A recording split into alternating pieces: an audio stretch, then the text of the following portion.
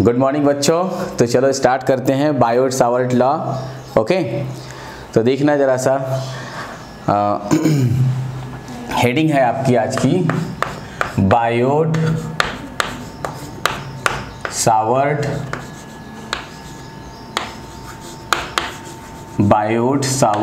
Law. Savart है ना, हाँ, तो सावर्ट लॉ। तो देखना जरा सा ये जो बायोट सावर्ट लॉ है ये क्या है, मतलब जरा अगर आप ध्यान से ऑब्जर्व करो तो पहले आपने क्या जाना कि एक चार्ज पार्टिकल पे लॉरेंज फोर्स कैसे लगता है, फिर अगर कोई current carrying wire magnetic field में रखा जाए तो उस पर वो एक फोर्स एक्सपीरियंस करता है। ओके, वो पढ़ लिया। इसके बाद अगर कोई चार्ज पार्टिकल किसी यूनिफॉर्म मैग्नेटिक फील्ड में ऐसा परपेंडिकुलरली इंटर करता है तो सर्कुलर मोशन, और किसी एंगल पे जाता है तो हेलिकल मोशन।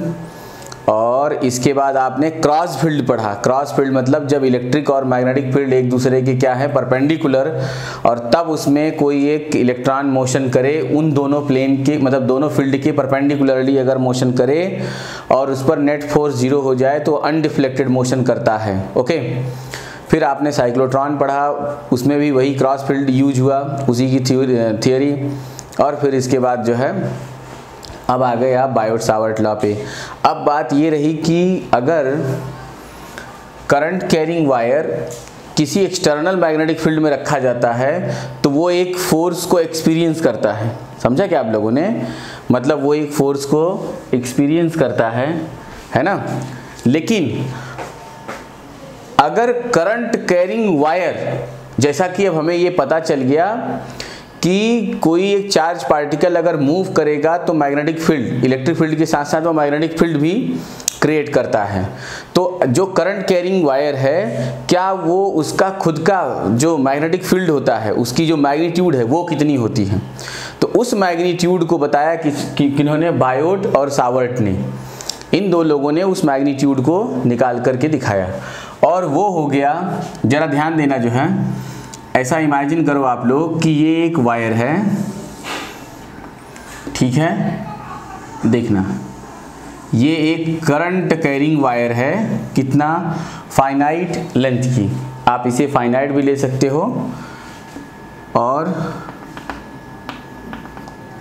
अच्छा, अब आप देखना इसमें जो करंट फ्लो हो रही है वो करंट आई करंट फ्लो हो रही है। फिर हम लोगों ने ऐसा इमेजिन किया कि ये जो करंट कैरिंग वायर है इससे किसी, अब हमने यहाँ पे जो ये मिस्टर बायोट सावर्ट थे उन लोगों ने यहाँ पर एक करंट एलिमेंट कंसीडर किया। करंट एलिमेंट मतलब कि एक वेरी स्मॉल लेंथ लिया, किसका, वायर की लेंथ ली dl, मतलब अगर ये है तो इसमें से हमने एक बहुत ही स्मॉल छोटी लेंथ ले ली, क्या, dl, क्या लिया मैंने, dl। और करंट एलिमेंट उन्होंने क्या नाम दिया यहाँ पे, करंट एलिमेंट। तो जो करंट एलिमेंट मतलब idl, क्या आया बच्चों, idl, जो कि मैंने किधर से किधर, अच्छा इसमें करंट किधर फ्लो हो रही है ये तो दिख रहा है ना, करंट इसी डायरेक्शन को फ्लो हो रही है। ओके, मतलब कि ये वेरी स्मॉल लेंथ वायर की हमने लेंथ कंसीडर कर ली। अच्छा, तो अगर आप इसे जरा ध्यान से देखें तो मैं जरा सा इसको और अच्छे से अगर डिज़ाइन करूं तो मैं इसे कहां से कहां ले सकता हूं, देखना जरा ध्यान से, मैं बताता हूं क्यों मैं ऐसा कर रहा हूं। मैंने इस लेंथ को यहां लिया, बताऊंगा अभी, इससे थोड़ा सा आपको एक वेक्टर अंडरस्टैंडिंग और बढ़ेगी। और मैंने कहा कि यहाँ पर जो करंट फ्लो हो रही है वो कुछ इसी ऐसे इस डायरेक्शन में, मतलब कि जो ये अपना मतलब ये जो करंट एलिमेंट idl आपने लिया है वो इतना स्मॉल है कि अगर मैं इस पॉइंट पर ऐसे टेंजेंट बनाऊं तो वो कुछ ऐसे ये इस लाइन पे आएगा।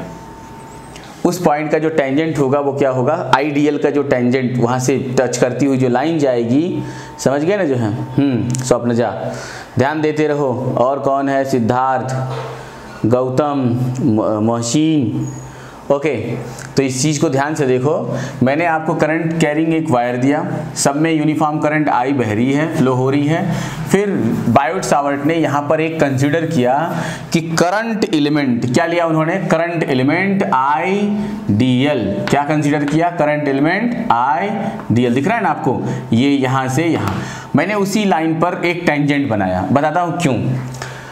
क्योंकि ये इतना स्मॉल है कि जब आप उस पर टेंजेंट बना मतलब प्लॉट करोगे तो ये जो लाइन है, ये जो आईडीएल है उसी लाइन पे आ जाएगी। एक बात, अब आपने देखा कि आपको पता है कि यहाँ पे राइट हैंड थंब रूल लगता है मैग्नेटिक फील्ड का डायरेक्शन फाइंड आउट करने के लिए। मैंने क्या किया, तुरंत एक रैंडम पोजीशन पर यहाँ पर एक मैंने जो है पॉइंट क्या कंसीडर कर लिया, P।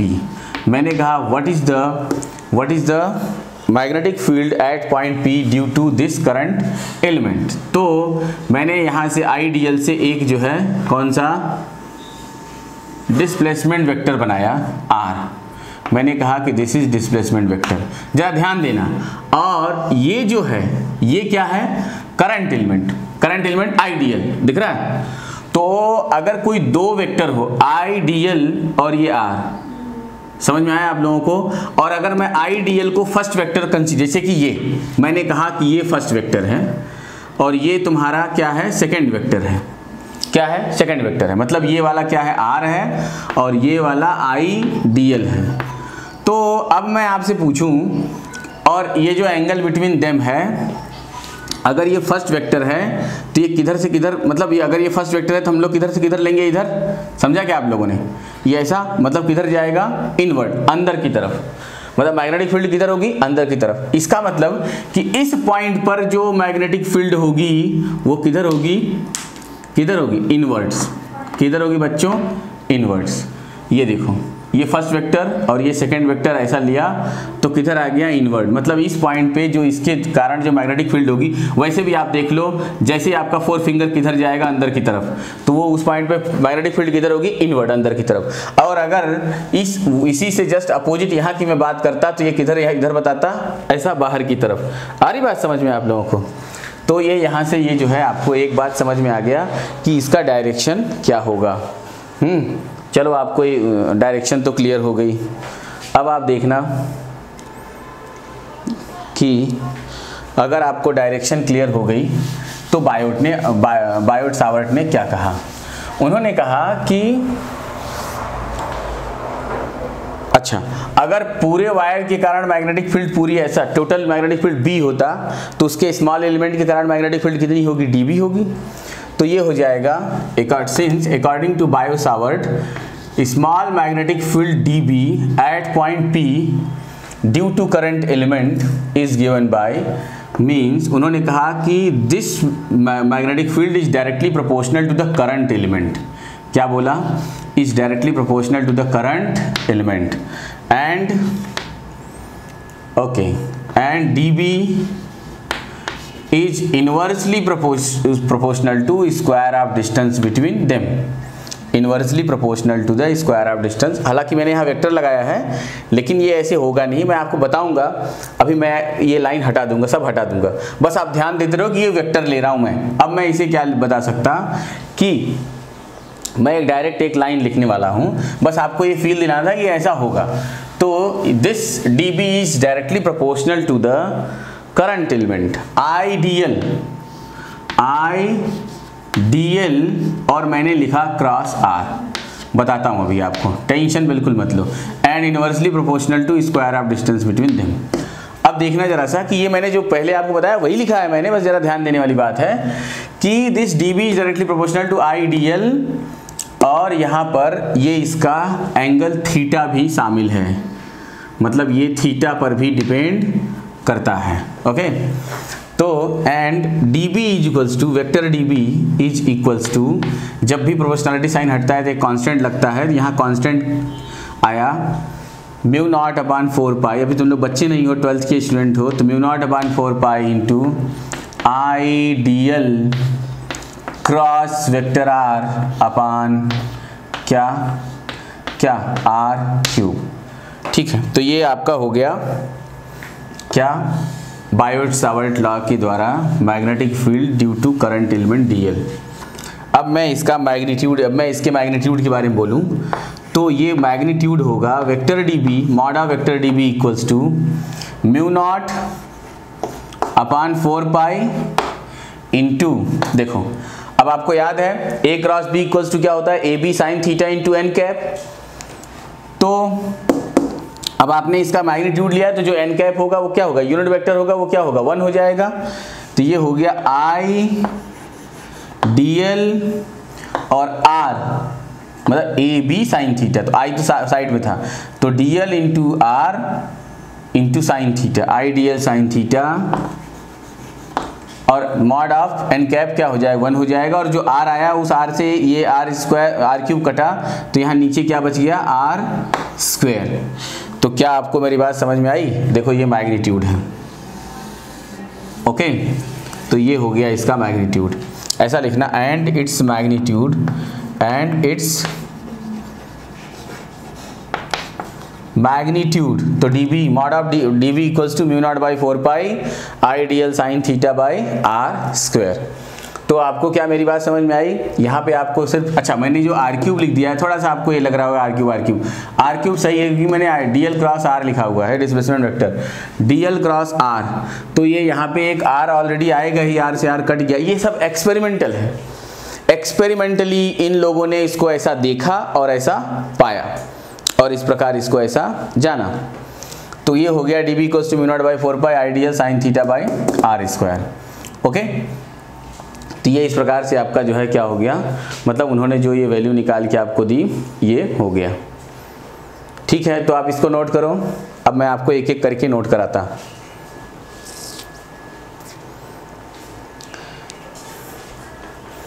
डायग्राम बनाओ, सब कुछ बताओ कि ये करंट एलिमेंट है, ये करंट आई है, यहाँ पर जो मैग्नेटिक फील्ड है, मतलब यहाँ पे जो मैग्नेटिक फील्ड होगी वो क्या होगी dB, क्या होगी, मतलब due to current element DL the magnetic field at point P is dB, और वो क्या होगी इनवर्ड। ये साइन क्या बताता है, perpendicular to the blackboard but inwards,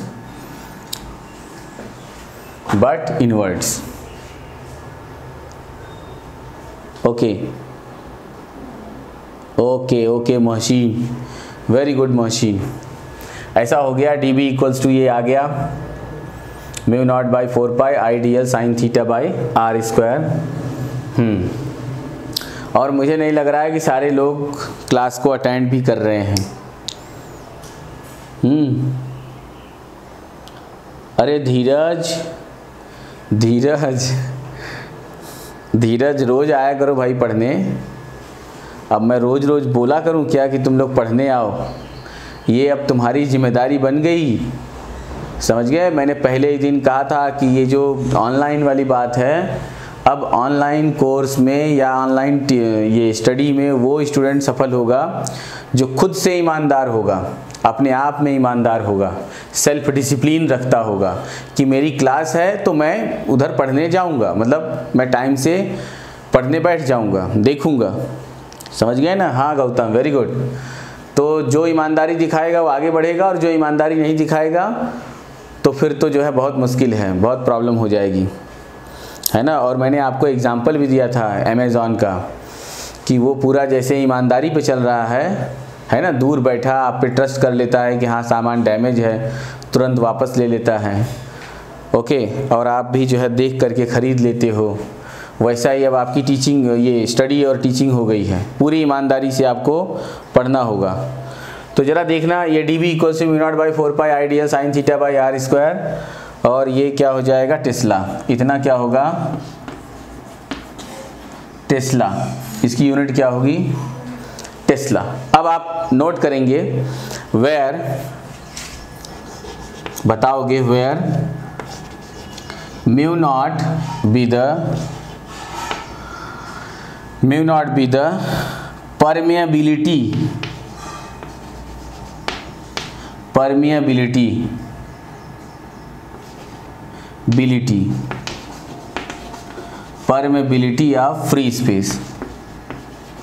permeability of free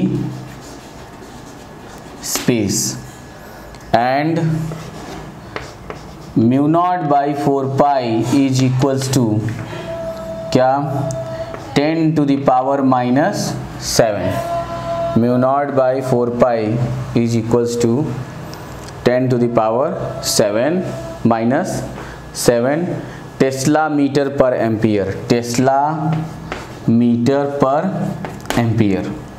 Tesla metre per ampere. Okay, ये आपका हो गया। कर लिया नोट? ओके।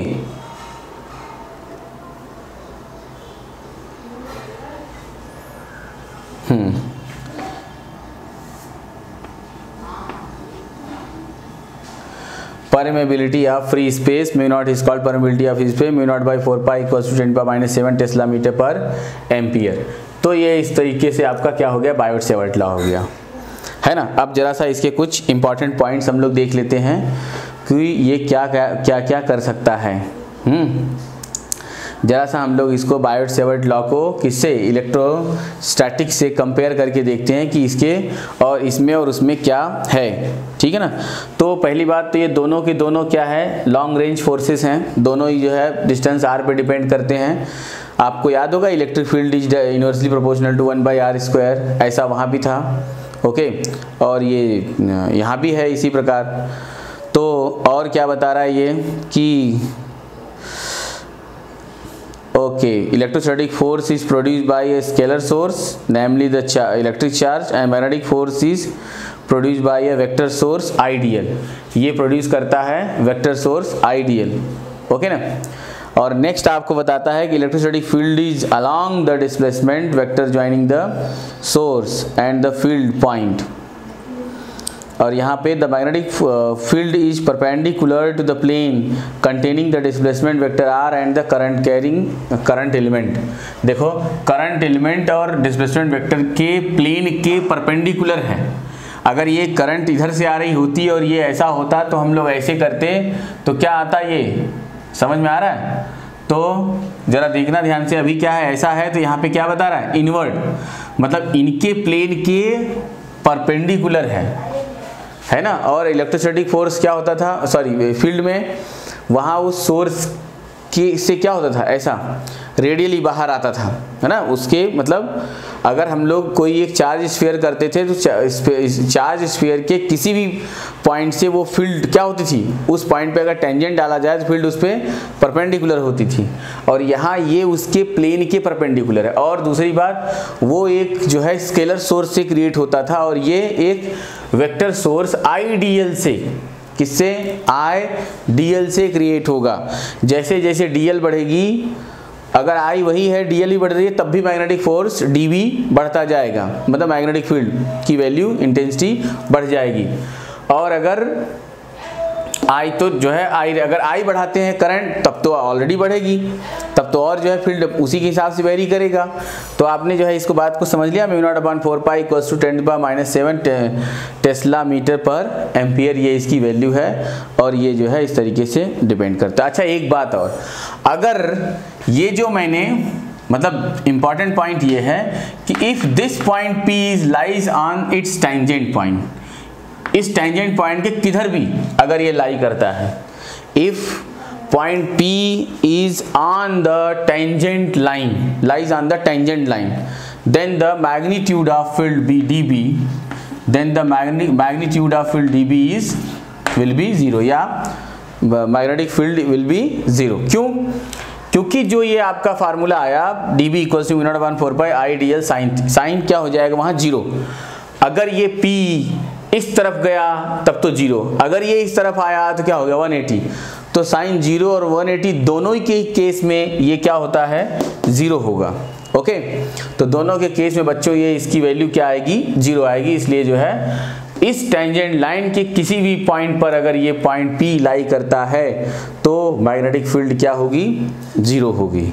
ठीक है, और उस पर भी है, किस पर, इस पर भी अगर हमें फील्ड निकालना हो करंट एलिमेंट पर, ड्यू टू करंट एलिमेंट, तो भी क्या होगी, 0 होगी। देखा ना, जो खुद क्रिएट करने वाला है आइडियल, अगर उसी पर उसके मैग्नेटिक फील्ड को निकाला जाए तो क्या आता है, 0। ओके, ऐसा ही होता है। बहुत सारे लोग दूसरे लोगों को तो मोटिवेट करते हैं, लेकिन वो खुद को मोटिवेट नहीं कर पाते। इसीलिए जो है ये वर्चुअल दुनिया, हमें एक दूसरे की ज़रूरत पड़ती है।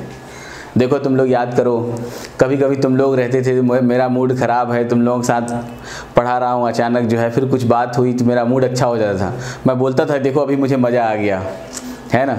और कभी कोई ऐसा स्टूडेंट आया एकदम निराश दिखाई दे रहा है, पता नहीं कौन सी बात रही होगी, लेकिन 5 मिनट में मैं उसको रिफ़्रेश कर देता था, वो खुश हो जाता था और वो बोलता भी था कि सर मैं बड़ा टेंशन में था, अभी मैं बिल्कुल रिलैक्स हो गया। तो ऐसा वर्चुअली एक दूसरे की ज़रूरत पड़ती ही है। ओके, तो देखा ना, जिसके कारण ये जो है मैग्नेटिक फील्ड क्रिएट हो रहा है, अगर उसी के ऊपर वहीं पर निकाला जाए, लोगों को लगता होगा, वैसे तो देखो आर बढ़ी तो ये जो है बी डिक्रीज होता जाएगा। If distance is increases then magnetic field is decreases. But अगर डिक्रीज करते करते करते करते कहाँ ले जाया जाए, उसी के ऊपर ले जाया जाए, तो ये जो है उसकी वैल्यू क्या हो जाती है, 0। और अगर आप इसके स्केलर टर्म से देखेंगे तो ये 0 हो गया, मतलब ये तो इन्फिनिटी होना चाहिए, लेकिन ऐसा प्रैक्टिकली नहीं है। प्रैक्टिकली ऐसा नहीं होता है ना। अगर आप यही देखो, अब मैं आप लोगों का एक क्वेश्चन का आंसर बहुत बढ़िया से देखो, टाइम आ गया कि लोग कहते हैं ना कि सर फिजिक्स और मैथमेटिक्स में क्या डिफरेंस है। अगर ये मैथ होता तो ये मैग्नीट्यूड आर की वैल्यू 0 होने पर ये इसको क्या शो करती, इनफाइनाइट। क्या शो करता, इनफाइनाइट, मतलब या अनडिटरमिनेट फॉर्म बन जाता 0/0, या फिर इन्फिनिटी हो जाता। लेकिन अगर आप सोचो कि अगर फिजिक्स के एटीट्यूड से देखा जाए तो फिजिक्स कह रहा है नहीं ऐसा रैंडमली मैथमेटिकली थोड़ी देखना है, प्रैक्टिकली भी हमें उसे समझना है। प्रैक्टिकली हमने क्या पाया, मैग्नेटिक फोर्स वहाँ पे क्या है, 0 है। मैग्नेटिक फोर्स क्या है, उसका मैग्नीट्यूड 0 है। ओके, तो ये हो गया। अभी एक हमें आपको इंटरेस्टिंग रिलेशन पढ़ना है, the interesting relation between epsilon not and mu naught. Okay, star बनाओ और लिखो। इसे हम लोग दोबारा इलेक्ट्रोमैग्नेटिक वेव में जब पहुंचेंगे, हम लोग दोबारा जब इलेक्ट्रोमैग्नेटिक वेव में पहुंच जाएंगे तो फिर से इस पर बात करेंगे। आज के लिए फिलहाल सिर्फ थोड़ी सी बात होगी कि इसके बराबर ये होता है, ठीक है ना। तो जरा देखना जो है, एक इंटरेस्टिंग ऐसा लिखो, स्टार बनाकर लिखो, the interesting relation between the interesting relation between mu naught and epsilon naught is, देखना, mu naught into epsilon naught या epsilon naught into mu naught equals to. तो अभी भी मैंने बताया आपको कि mu naught by 4 pi is equals to 10⁻⁻7, ऐसा बताया ना मैंने। तो फिर म्यू नॉट इक्वल्स टू क्या होगा, 4 पाई इंटू 10⁻⁻7। तो ये हो गया 4 पाई इंटू 10⁻⁻7 इंटू, अब आपको इलेक्ट्रोस्टैट से बताया 1/4 pi epsilon naught equals to 9 into 10⁹। तो फिर यहाँ से एप्सिलॉन नॉट को ट्रांसफर मारा जाए तो ये हो जाएगा 4 पाई इंटू 9 इंटू 10⁻⁹ कितना, 9। तो रख दो इसकी वैल्यू, इन दोनों की वैल्यू हम लोग क्या करते हैं, टर्न बाय टर्न रख देते हैं। अब देखो कितना इंटरेस्टिंग बनने वाला है ये। तो ये तो म्यू नॉट की वैल्यू हो गई 4 पाई 10⁻⁷। अब जरा एप्सिलॉन नॉट की वैल्यू रख देंगे हम लोग। तो देखेंगे आप लोग कि अभी जो आएगा वो क्या आएगा, ये हो जाएगा 1/4 पाई इंटू 9 इंटू 10⁻⁻ कितना, 9 हो गया। तो देखो आप लोग कि 4 पाई इज इक्वल्स टू 1/ क्या होने वाला है ये, देखो नीचे आएगा तो 9 इंटू 10⁻⁻ कितना हो गया, 16। 9 इंटू 10⁻16 हो गया। Okay,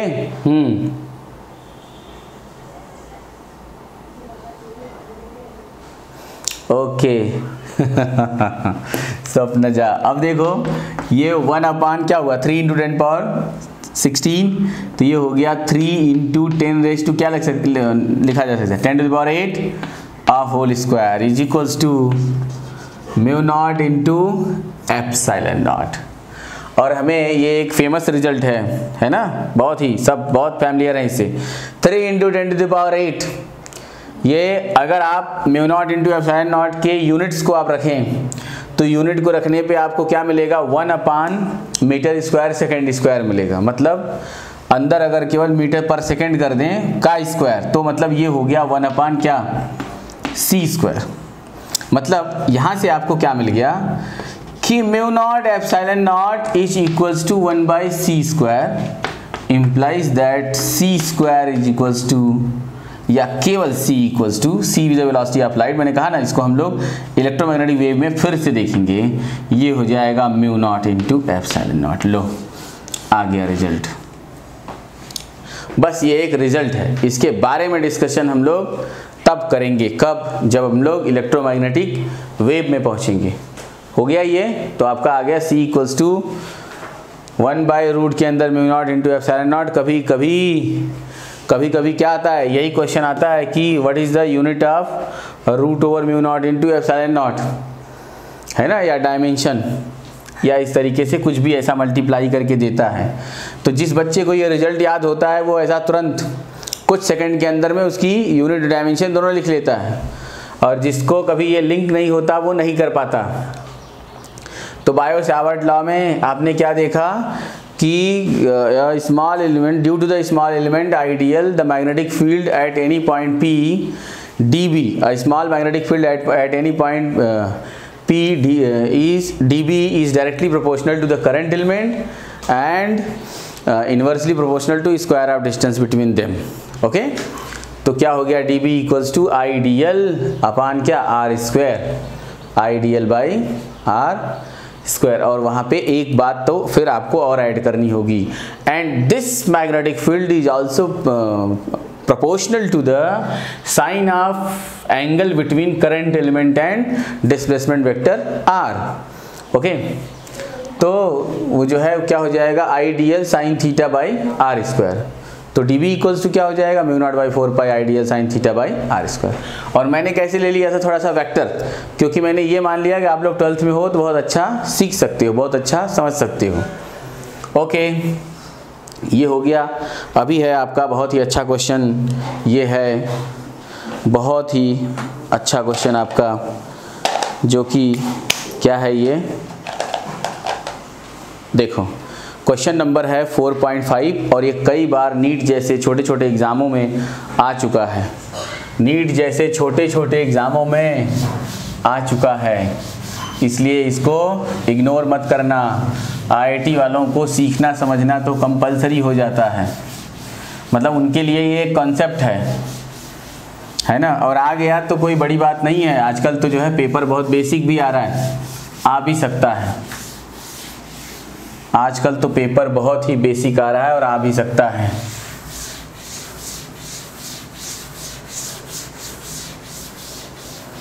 okay,